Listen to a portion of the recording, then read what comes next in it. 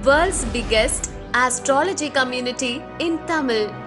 Online Astro TV, வாழ்வின் வெளிச்சம்.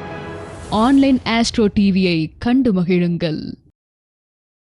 Online astro TV நேயர்கள் மற்றும் சஸ்திக் சாஸ்திரா ஜோதிட ஆராய்ச்சி பயிற்சி மையத்தின் மாணவர்கள் அனைவருக்கும் வல்லரசு தினேஷ் ராஜாவுடைய அன்பான வணக்கங்கள். நம்மளுடைய பயிற்சி மையத்தின் சார்பாக ஒவ்வொரு மாதமும் பார்த்திங்கன்னா ஒரு 15 டேஸ் வகுப்பு வந்து நம்ம நடத்திட்டு இருக்கோம். ஒரு பர்டிகுலர் தலைப்பை தேர்ந்தெடுத்து அந்த தலைப்பில் தொடர் வகுப்பாக தினசரி மாலை 5:30 7 மணி வரைக்கும் ஒரு 15 டேஸ் வகுப்பாக நம்ம நடத்திட்டு இருக்கோம். அந்த மாதிரி நிறைய தலைப்புகளை வந்து கடந்த 5 வருடங்களாக நம்ம வகுப்புகள் நடத்திட்டு இருக்கோம். அந்த வகையில் 2025ஆம் ஆண்டு ஆகஸ்ட் மாதம் நம்ம என்ன பண்ண போகிறோம்னா மிக அருமையான தலைப்பில் ஒரு வகுப்பு பார்க்க போகிறோம். ஆகஸ்ட் 18ஆம் தேதி திங்கட்கிழமை அன்னைக்கு இந்த வகுப்பு ஆரம்பிக்குது. நிறையா வகுப்புகள் நம்ம நட்சத்திர ரீதியாக படிச்சிருக்கோம். அந்த நட்சத்திரத்தை அடிப்படையாக வைத்து மிகவும் துல்லியமாக எப்படி பரிகாரம் எடுப்பது அப்படிங்கிற ஒரு வகுப்பு படிக்க போகிறோம். ஸோ ஒவ்வொருத்தரோட ஜாதகத்திலையும் 9 கிரகங்களும் 27 நட்சத்திரம் ஏதாவது முதல் ரேவதி வரைக்கும் ஏதாவது ஒரு நட்சத்திரத்தில் நிற்கும். அதே மாதிரி சந்திரன் எடுத்துக்கிட்டிங்கனாலும் 27 நட்சத்திரத்தில் ஏதாவது ஒரு நட்சத்திரத்தில் நிற்கும். அந்த மாதிரி சூரியன்லேருந்து கேது வரைக்கும் 9 கிரகங்களும் 27 நட்சத்திரத்தில் நிற்கிறதுல அதனுடைய தன்மைக்கு ஏற்ற மாதிரி எப்படி பரிகாரங்கள் பண்ணுறது அப்படிங்கிறத நம்ம இந்த வகுப்பில் டீட்டெயில்டாக படிக்க போகிறோம். கிட்டத்தட்ட ஒரு 3000 பரிகாரங்கள் இந்த வகுப்பில் உங்களுக்கு மிக அருமையாக சொல்லிக் கொடுக்க போகிறேன். ரொம்ப எளிமையாக சொல்லிக் கொடுக்க போகிறேன். ஒரு பரிகாரம் வச்சாலே 3000 பரிகாரம் வரும். 1-2 பரிகாரம் படிக்கிறோன்னா கிட்டத்தட்ட நிறைய பரிகாரங்கள் ஒரு 4000 பரிகாரங்களுக்கு மேலே படிக்கிற மாதிரி இந்த வகுப்பில் சொல்லிக் கொடுக்க போகிறோம். ஸோ இது எப்படி நம்ம படிக்க போகிறோம் அப்படின்னா இதில் 2 விஷயங்கள் இருக்குது. எப்பயுமே இந்த நட்சத்திர பரிகாரம் அப்படின்னு பார்க்கும் பொழுது ஒரு நட்சத்திர விஷயத்தை ஆக்டிவேட் பண்ணுறது டீஆக்டிவேட் பண்ணுறது அப்படிங்கிற விஷயத்தை தெரிஞ்சுக்கணும். ஆக்டிவேஷன், அதுக்கப்புறம் டீஆக்டிவேஷன். இது ரொம்ப சிம்பிளான விஷயந்தான். ஸோ அதாவது தாராபலன் அடிப்படையில்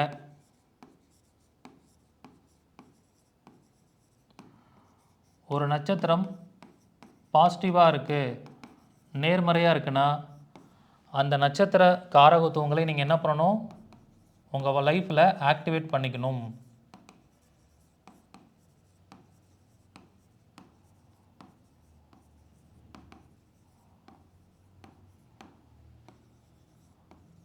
அந்த நட்சத்திர காரகத்துவத்தை என்ன பண்ணணும், இயக்க வேண்டும்.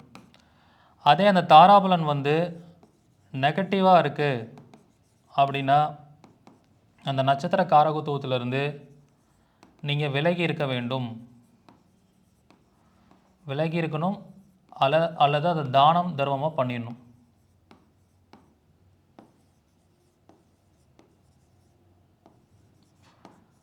இதுதான் பேசிக் கான்செப்ட். ஸோ இதுக்கு என்ன தெரிஞ்சிருக்கணும்னா நட்சத்திர காரகத்துவங்கள் தெரியணும். இந்த வகுப்பில் நிறைய நட்சத்திர காரகத்துவங்களை உங்களுக்காக கொடுக்க போகிறேன், பிடிஎஃபாக கொடுக்க போகிறேன். 27 நட்சத்திரங்களுக்கும் நிறைய காரகத்துவங்கள் இருக்குது, அது பிடிஎஃபில் கொடுக்க போகிறேன். அது தெரிஞ்சால் தான் நீங்கள் இந்த விஷயத்தை அப்ளை பண்ண முடியும். அப்போ நட்சத்திர காரகத்துவங்கள் தெரியணும், அதுக்கப்புறம் தாராபலன் தெரியணும். உங்களுக்கு ஒவ்வொரு கிரகங்களும் எந்த நட்சத்திரத்தில் உட்காந்துருக்காங்க, அது தாராபலன் அடிப்படையில், பகை நட்சத்திரத்தின் அடிப்படையில், வேதகன் சாரத்தின் அடிப்படையில் எந்த நட்சத்திரத்தில் இருக்குது, அது பாசிட்டிவான நட்சத்திரமா நெகட்டிவான நட்சத்திரமா நீங்கள் பிரித்து பார்க்க தெரியணும். அதுக்கப்புறம் அதை பேஸ் பண்ணி நம்ம அதற்கான பரிகாரத்தை எடுக்க தெரியணும். ஸோ அந்த பரிகாரம் கிட்டத்தட்ட 3000 பரிகாரம் எப்படி வரும்னா, ஒரு கிரகம் எடுத்துக்கிட்டிங்கன்னா ஒவ்வொரு லக்னத்திற்கும் அந்த கிரகம் வந்து ஒரு வித்தியாசமான ஆதிபத்தியம் வாங்குவார், ஒரே மாதிரி ஆதிபத்தியம் வாங்க மாட்டார். அப்போ மேஷ லக்னம்னா சூரியன் 5ஆம் வீடு ஆதிபத்தியம், அப்போ அவர் போய் ஒரு நட்சத்திரத்தில் நிற்பார், அதுக்கு ஒரு பரிகாரம். அதே மாதிரி ரிஷப லக்னம்னா சூரியன் வந்து 4ஆம் வீடு ஆதிபத்தியம், அப்போ 4ஆம் அதிபதி போய் ஒரு நட்சத்திரத்தில் நிற்பார், அதுக்கு ஒரு பரிகாரம். இப்படி 12 லக்னத்துக்கும் 9 கிரகங்களுக்கும் 27 நட்சத்திரத்துக்கும் கம்பைன் பண்ணி எடுக்கும்போது கிட்டத்தட்ட 3000 பரிகாரம் வரும். இப்போ ராகுகேதுகளுக்கு சொந்த வீடு கிடையாது. அப்போ ராகுகேதுகளுக்கு சொந்த வீடு இல்லைன்னா ராகு அஸ்வினியில் இருந்தால் என்ன பரிகாரம், பரணியில் இருந்தால் என்ன பரிகாரம், அந்த மாதிரி 27 பரிகாரம் வரும். கேது அஸ்வினியில் இருந்தால் என்ன பரிகாரம், பரணியில் இருந்தால் என்ன பரிகாரம்னு 27 பரிகாரம் வரும். ஸோ இந்த மாதிரி டீட்டெயில்டாக நம்ம இந்த பரிகாரங்களை படிக்க போகிறோம். ஸோ இந்த வகுப்பில் இது அறிமுக டெமோ கிளாஸில் நான் 12 லக்னத்திற்கும் உங்களுக்கு ஒவ்வொரு எக்ஸாம்பிள் கொடுக்க போகிறேன். மற்ற பரிகாரங்கள் எல்லாம் நம்ம வகுப்பில் டீட்டெயிலாக உங்களுக்கு சொல்லிக் கொடுக்க போகிறேன். ஸோ அது எப்படி அந்த பரிகாரங்கள் எடுக்கிறதுங்கிறத இப்போ பார்ப்போம். ஓகே, முதல்ல வந்து மேஷ லக்னம். மேஷ லக்னத்திற்கு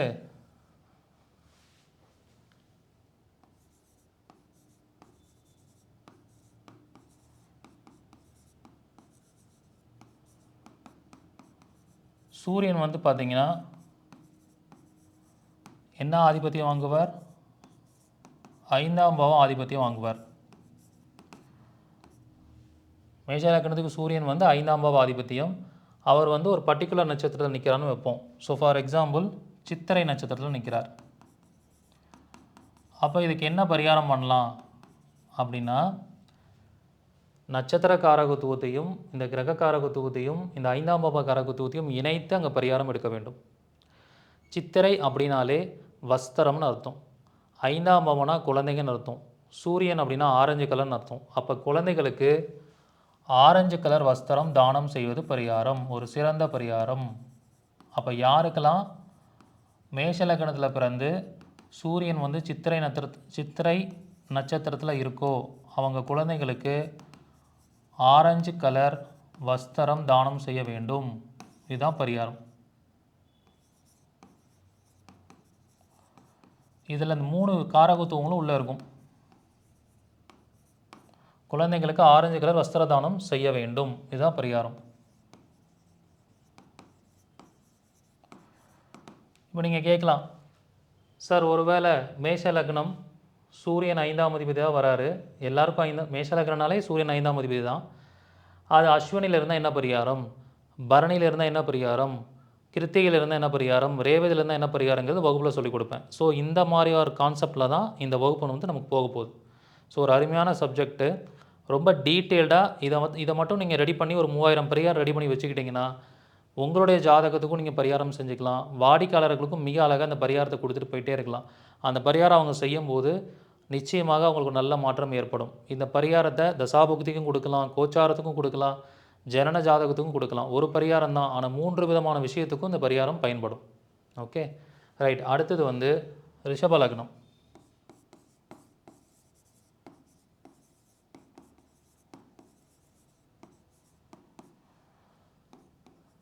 ரிஷப லக்னத்துக்கு சந்திரன் எடுப்போம். சந்திரன் யார்? 3ஆம் பாவத்துக்குரியவர். ரிஷப லக்னத்துக்கு சந்திரன் வந்து யாருன்னா 3ஆம் பாவத்துக்கு அதிபதியாக வரக்கூடியவர். ஸோ இவர் வந்து போய் ஒரு பர்டிகுலர் நட்சத்திரத்தில் நிற்கிறார். என்ன நட்சத்திரம்னா மக நட்சத்திரம். ஓகே, அப்போ இதுக்கு என்ன பரிகாரம் பண்ணணும் அப்படின்னு பார்க்கும் பொழுது, சந்திரன் அப்படின்னா உணவு, சந்திரன் அப்படின்னா உணவு, மகம் அப்படின்னா வந்து மகம் சம்மந்தப்பட்ட நட்சத்திரத்தோட உணவுன்னு பார்த்திங்கன்னா கீரை பொருள். மகம் சம்மந்தப்பட்ட பொருள் வந்து கீரை பொருள். 3ஆம் பாவம் அப்படின்னா ஆட்டோ டிரைவர்ஸ் அப்படின்னு சொல்லலாம். அப்போ என்ன பண்ணலாம், ஆட்டோ டிரைவர்ஸ்க்கு கீரை உணவுப் பொருள்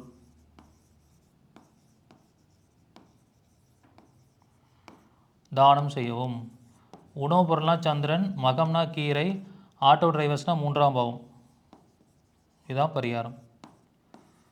ஸோ இப்படி 3 விஷயங்களையும் கிரகம், பாவம், நட்சத்திரம் இது 3ஐயும் கனெக்ட் பண்ணி பரிகாரம் எடுக்கிறோம்.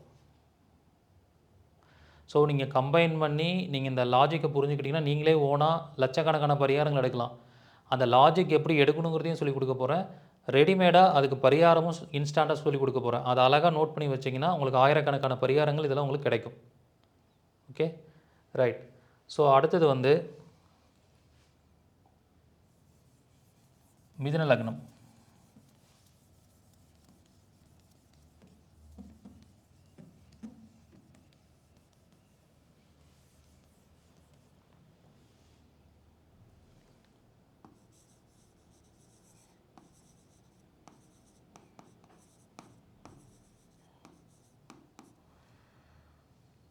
மிதுன லக்னத்திற்கு செவ்வாய் எடுத்துக்குவோம். செவ்வாய் யார் அப்படின்னா 6, 11ஆம் பாவத்துக்கு அதிபதி. 6ஆம் பாவம் மற்றும் 11ஆம் பாவத்துக்கு அதிபதியாக வராங்க. ஸோ இதுக்கு நம்ம பரிகாரம் எடுக்கணும். இதுக்கு நம்ம பரிகாரம் வந்து நம்ம எடுக்க வேண்டும். ஸோ அது என்ன மாதிரியான பரிகாரம் வந்து நம்ம எடுக்கலாம் அப்படின்னு பார்க்கும் பொழுது, ஃபார் எக்ஸாம்பிள் இப்போ செவ்வாய் வந்து மூல நட்சத்திரத்தில் இருக்குது. செவ்வாய் வந்து மூல நட்சத்திரத்தில் இருக்குது. இதுக்கு என்ன பரிகாரம் அப்படின்னா, மூலம் அப்படின்னா உண்டியல்னு அர்த்தம். மூலம் அப்படின்னா உண்டியல் அப்படின்னு அர்த்தம். செவ்வாய் அப்படின்னா ஆஞ்சநேயர்னு அர்த்தம். மூலம்னாலும் ஆஞ்சநேயர் தான், மூலம்னாலும் உண்டியல் தான், செவ்வாய்னாலும் ஆஞ்சநேயர் தான். அப்போ என்ன பண்ணணும், ஆஞ்சநேயர் கோயிலுக்கு உண்டியல் தானம் செய்ய வேண்டும். அந்த உண்டியலில் 6 ரூபாய் அல்லது 12 ரூபா உங்களுக்கு எந்த பாவம் உங்களுக்கு செயல்படணும், நன்மை நடக்கணும்னா அதுக்கான அமௌண்ட்டை அதில் உண்டியலில் போட்டுவாங்க. செவ்வாய்னா ஆஞ்சநேயர், மூலம்னாலும் ஆஞ்சநேயர். ஸோ மூலம்னா உண்டியல்னு அர்த்தம். அப்போ ஆஞ்சநேயர் கோயில் உண்டியலில்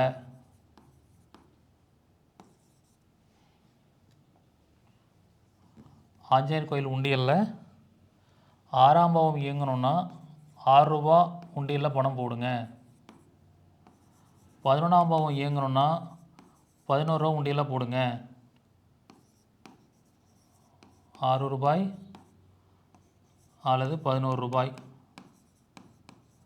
உண்டியலில் போடுங்க. இதுதான் பரிகாரம். ஸோ இப்படி மிக அழகாக பரிகாரத்தை எடுக்கலாம். இதில் எல்லாமே கம்பைண்டாகி வந்துருச்சு. செவ்வாய்னா ஆஞ்சநேயர், மூலம்னா ஆஞ்சநேயர், மூலம்னா உண்டியல், 6 11னா 6 ரூபா பணம் அல்லது 11 ரூபா பணத்தை போடலாம். இதான் கான்செப்ட். ஓகே, இந்த மாதிரி மிதுன லக்னத்துக்கு செவ்வாய் வந்து அஸ்வினியில் இருந்தால் என்ன பலன், பரணியில் இருந்தால் என்ன பலன்னு எல்லாம் படிக்க போகிறோம். அவ்வளோ டீட்டெயில்ஸ் படிக்க போகிறோம். ஸோ அடுத்து கடக லக்னம்.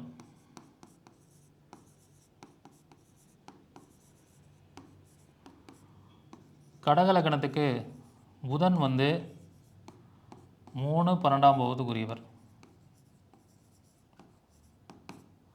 அந்த கடக லக்னத்துக்கு சூரியன் வந்து என்ன ஆதிபத்தியம், கடக லக்னத்துக்கு செவ்வாய் வந்து என்ன ஆதிபத்தியம், கடக லக்னத்துக்கு வந்து குரு வந்து என்ன ஆதிபத்தியம், அவர் என்ன நட்சத்திரத்தில் நிற்கிறார், அதுக்கும் பரிகாரம் படிப்போம். இந்த மாதிரி எல்லா கான்செப்டையும் அப்ளை பண்ணுற மாதிரி இந்த பரிகாரத்தை நம்ம படிப்போம்.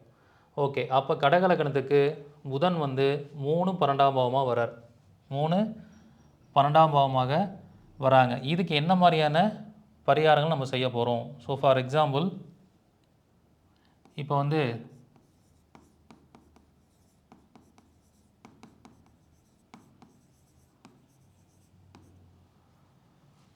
கடக லக்னத்துக்கு புதன் வந்து 3 12 கூடியவன் கிருத்திகை நட்சத்திரத்தில் நிற்கிறார்.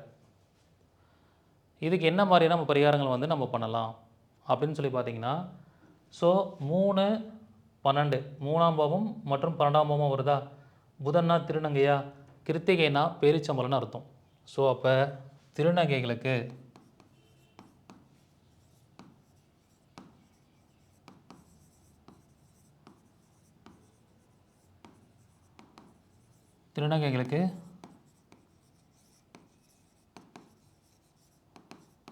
பேரிச்சம்பளம் வந்து 3 kg ஆர் 12 kgs தானமாக வழங்கலாம். ஸோ அப்போ அந்த பாவத்தை நம்ம நம்பராக என்ன பண்ணிக்கிறோம், கன்வெர்ட் பண்ணிக்கிறோம். 3 கிலோ பேரிச்சம்பழம் வாங்கி கொடுங்க அல்லது 12 கிலோ பேரிச்சம்பழம் வாங்கி கொடுங்க, திருநங்கைகளுக்கு வாங்கி கொடுக்கணும். ஏன்னா கிருத்திகைனா பேரிச்சம்பழம், புதன்னா திருநங்கைகள், 3 12ங்கிறத நம்ம குவான்டிட்டியாக எடுத்துக்கிட்டோம். இப்படி பாவம், கிரகம், நட்சத்திரத்தை கம்பைன் பண்ணி பரிகாரம் எடுக்கலாம். Okay, right. அடுத்தது சிம்ம லக்னம்.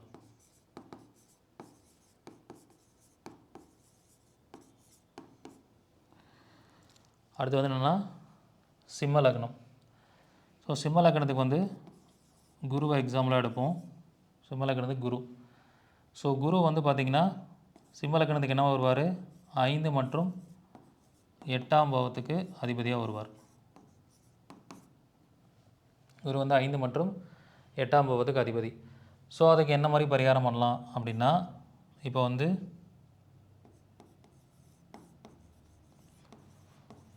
குரு வந்து திருவோணத்தில் இருக்குது. குரு வந்து திருவோணத்தில் இருக்குது. இதுக்கு என்ன பரிகாரம் அப்படின்னு பார்க்கும்போது, திருவோணம்னா ஸ்கேலுன்னு அர்த்தம். நம்ம யூஸ் பண்ணுறோம் பார்த்தீங்களா ஸ்கேல், அந்த ஸ்கேல் வந்து குழந்தைகளுக்கு தானமாக கொடுக்கலாம். 12 வயசுக்குள்ளே இருக்கிறவங்களாம் குரு ஆதிக்கத்தில் வரக்கூடிய குழந்தைகள். அப்போ அந்த குழந்தைகளுக்கு எத்தனை ஸ்கேல் கொடுக்கலாம், 5 கொடுக்கலாம் அல்லது 8 தானமாக கொடுக்கலாம்.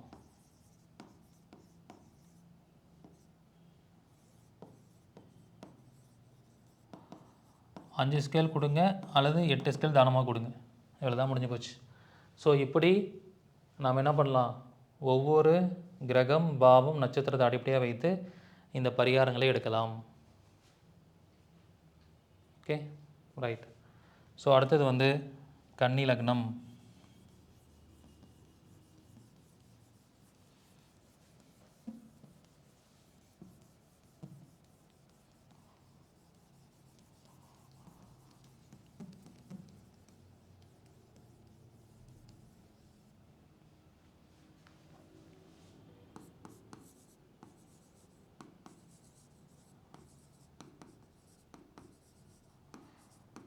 கன்னி லக்னத்துக்கு சுக்கிரன் வந்து 2 9ஆம் பாவத்துக்குரியவர். அவர் வந்து அனுஷ நட்சத்திரத்தில் நிற்கிறார். அப்படின்னா என்ன பண்ணணுன்னா, சுக்கிரன்னா மகாலட்சுமி, அனுஷம் அப்படின்னாலும் மகாலட்சுமியை குறிக்கக்கூடிய நட்சத்திரம். ஸோ 2 9ஆம் பாவம்னா கோயில் அப்படின்னு அர்த்தம். கோயில்னு அர்த்தம். கோயிலில் அன்னதானம் பண்ணுறது. அப்போ என்ன பண்ணணும், கன்னி லக்னக்காரங்களுக்கு சுக்கிரன் அனுஷத்தில் இருந்தால் மகாலட்சுமி கோயிலில் அன்னதானம் செய்யவும்.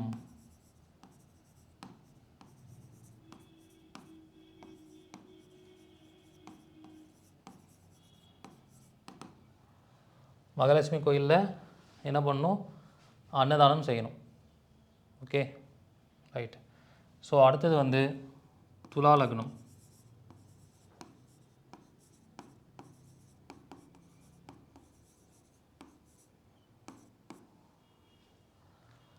நெக்ஸ்ட் வந்து துலா லக்னம். இந்த துலா லக்னத்துக்கு என்ன பண்ணணும் அப்படின்னு பார்த்தீங்கன்னா, துலா லக்னத்துக்கு சனி எக்ஸாம்பிள் எடுத்துக்கலாம். சனி வந்து 4 5ஆம் பாவத்துக்கு சனி வந்து 4 5ஆம் பாவத்துக்கு உரியவர். ஓகே. ஸோ இவர் வந்து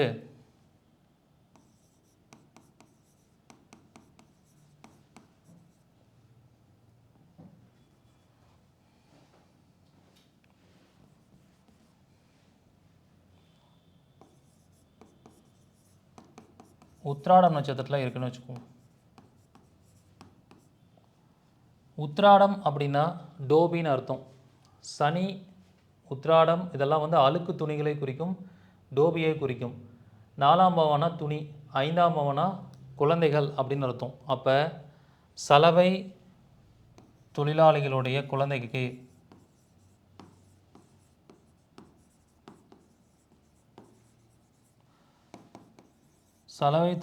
குழந்தைகளுக்கு வஸ்திரம் தானம் செய்ய வேண்டும். ஏன்னா 4ஆம் இடம்னா வஸ்திரம், 5ஆம் இடம்னா குழந்தை, உத்திராடமும் சலவை தொழிலாளி. வஸ்திர தானம் செய்யவும், இதான் பரிகாரம். இப்படி நட்சத்திர காரகத்துவம், பாவ காரகத்துவம் மற்றும் கிரக காரகத்துவம் இது எல்லாத்தையும் கம்பைண்டாக லாஜிக்கலாக அப்ளை ஆகிற மாதிரி பரிகாரங்கள் எடுக்க வேண்டும். Okay right. அடுத்தது வந்து விருச்சக லக்னம்.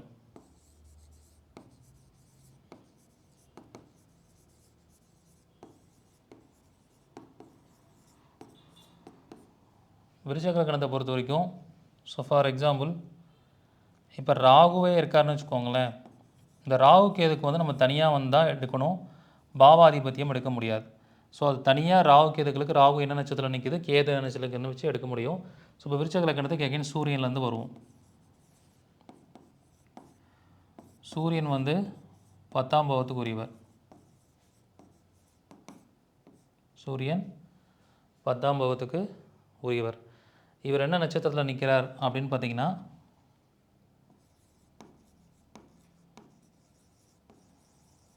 ரோகிணி நட்சத்திரத்தில் இருக்கார். சரிங்களா. ரோகிணி அப்படின்னா கார் டிரைவர்ஸை குறிக்கும். 10ஆம் பாவங்கிறது தொழிலை குறிக்கும். சூரியன் அப்படின்னா கேப் அப்படின்னு அர்த்தம், அல்லது ஹெல்மெட்டுன்னு அர்த்தம். ஸோ அப்போ வந்து ஓட்டுநர்களாக ரோகிணி நட்சத்திரம். ஓட்டுநர் தொழில் பண்ணுறவங்க, ட்ராவல்ஸ் வச்சு நடத்துகிறவங்க, 10ஆம் பாவம்னா தொழில், ரோகிணினா ஓட்டுநர் குறிக்கிறது. ஓட்டுநர் தொழில் பண்ணுறவங்களுக்கு ஹெல்மெட் தானம் செய்யலாம்.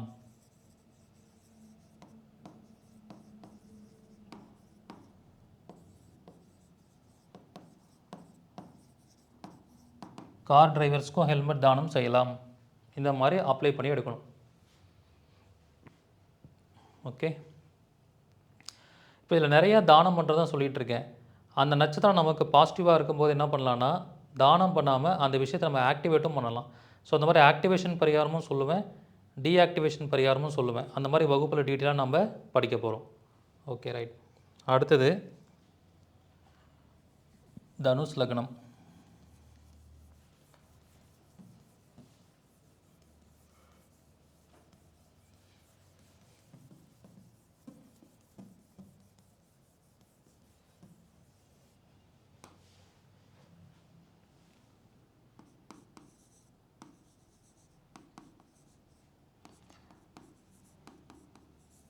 தனுஷ் லக்னத்துக்கு சந்திரன் வந்து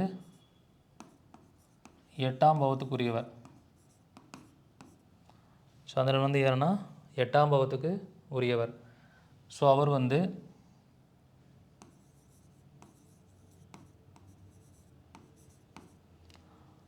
அஸ்த நட்சத்திரத்தில் இருக்குது.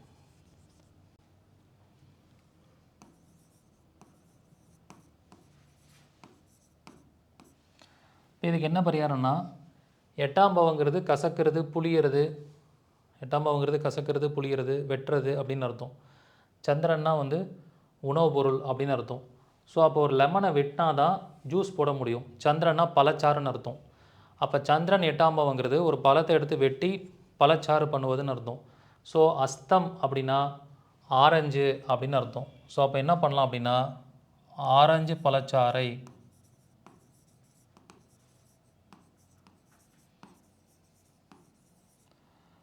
பலதர துப்புரவு தொழிலாளர்களுக்கு தானமாக வழங்க வேண்டும்.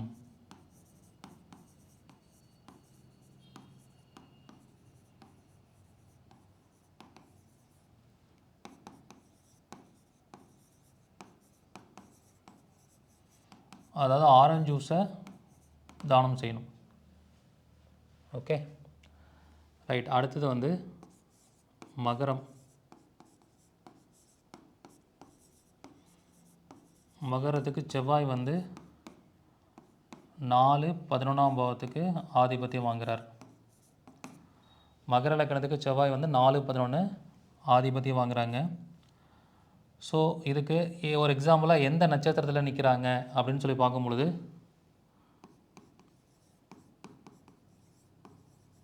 திருவாதிரை நட்சத்திரத்தில் இருக்காங்க. திருவாதிரைனாலே வாழைப்பழம், செவ்வாய் அப்படின்னா கட்டிட தொழிலாளிகள் அப்படின்னு அர்த்தம். கட்டிட தொழிலாளிகள்னு அர்த்தம். 4-11ஆம் பாவம் கட்டிட தொழிலாளிகளை குறிக்கும். அதுவும் செவ்வாய் அப்படிங்கிறனால செவ்வாழை பழத்தை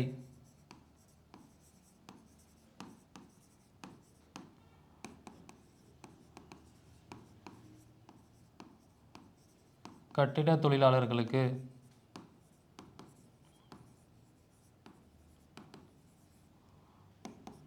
தானம் செய்யவும்.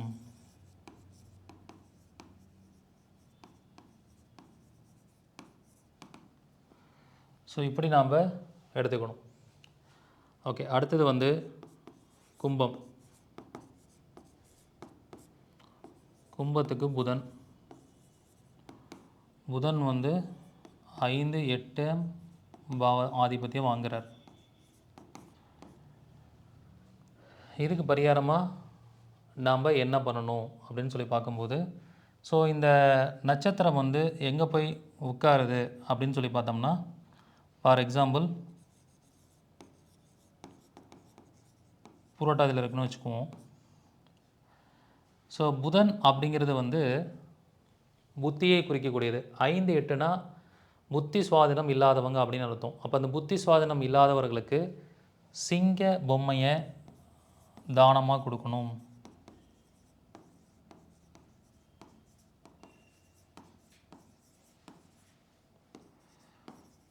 ஏன்னா புதன் 5-8 சம்மந்தம்னா புத்தி சுவாதீனம் இல்லாதவர்கள் அர்த்தம்.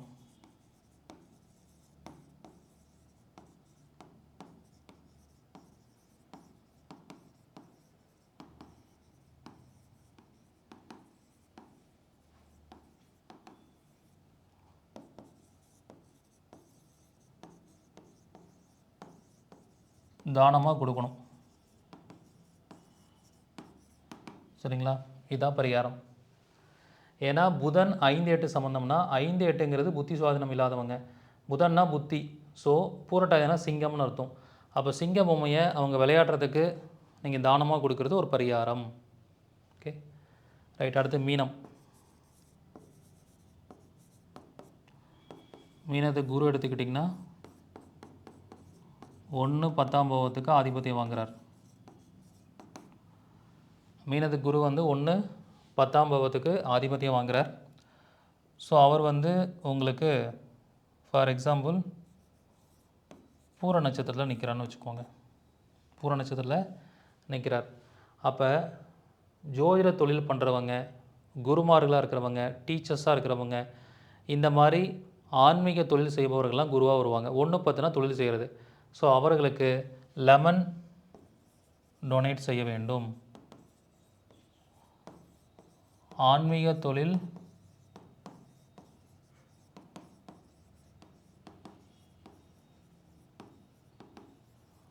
செய்பவர்களுக்கு எலுமிச்சை பழம் லெமன் தானம் செய்ய வேண்டும்.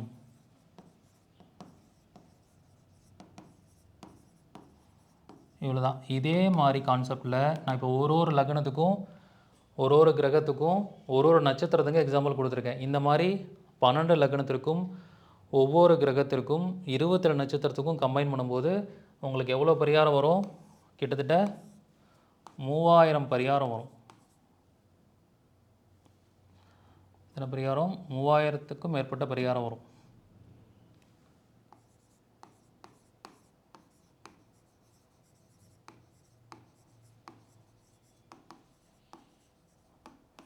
சரிங்களா? ஸோ இந்த வகுப்பு வந்து எப்போ நடக்க போகுது அப்படின்னு பார்த்தீங்கன்னா 18/8/2025 திங்கட்கிழமை முதல் நடக்க போகுது. இது வந்து ஒரு 15 days வகுப்பு.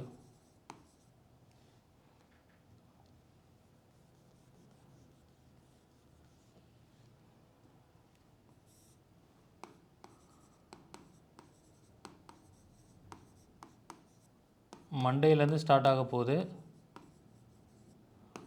15 days நடக்கும். ஈவினிங் 5:30 PM-லேருந்து 7 PM வரைக்கும் நடக்கும். இதற்கான கட்டணம், அதுக்கப்புறம் இதில் ஏற்கனவே படித்த பழைய மாணவர்கள், மாற்றுத்திறனாளிகள், மூத்த குடிமக்களுக்கு கட்டண சலுகை உண்டு. இந்த வகுப்பில் முழுக்க எல்லாமே டிக்டேஷன் பண்ணி நடத்துவேன், கான்செப்ட் நடத்துவேன். அது அழகாக நீங்கள் நோட் பண்ணிக்கலாம். வேறு என்ன ஸ்பெஷாலிட்டி இருக்குது அப்படின்னு பார்த்தீங்கன்னா, ரெக்கார்டிங் வீடியோஸ் கொடுத்துருவோம். இதில் கலந்துக்கிற எல்லா மாணவர்களுக்கும் அவங்க ஜாதகத்தில் உள்ள ஒரு பிரச்சனைக்கு இந்த கான்செப்ட் அப்ளை பண்ணி நட்சத்திரம், கிரகம், பாவம் இந்த காரகத்துவங்களை கம்பைன் பண்ணி ஒரு பரிகாரம் இலவசமாக கொடுக்க போகிறேன். இந்த அரிய வாய்ப்பை நீங்கள் எல்லோரும் பயன்படுத்திக்கோங்க. மிக ஒரு அற்புதமான வகுப்பு. இந்த மாதிரி வகுப்பு இது வரைக்கும் நான் எடுத்ததில்லை. இதான் ஃபஸ்ட் டைம் எடுக்க போகிறேன். 3000த்துக்கும் மேற்பட்ட பரிகாரம் உங்களுக்கு கிடைக்க போகுது. அரிய பொக்கிஷமாக உங்கள் எல்லாருக்கும் இந்த தகவல் கிடைக்க போகுது. யாருக்கெல்லாம் விருப்பம் இருக்கோ, வாய்ப்பு இருக்கோ, இந்த வகுப்பில் கலந்துக்கோங்க. கீழே இருக்கிற நம்பருக்கு காண்டாக்ட் பண்ணி முன்பதிவு பண்ணிக்கோங்க. முதல்ல ஜாயின் பண்ணக்கூடிய 200 நபர்களுக்கு மட்டுமே அனுமதி. நன்றி, வணக்கம், வாழ்க வளமுடன்.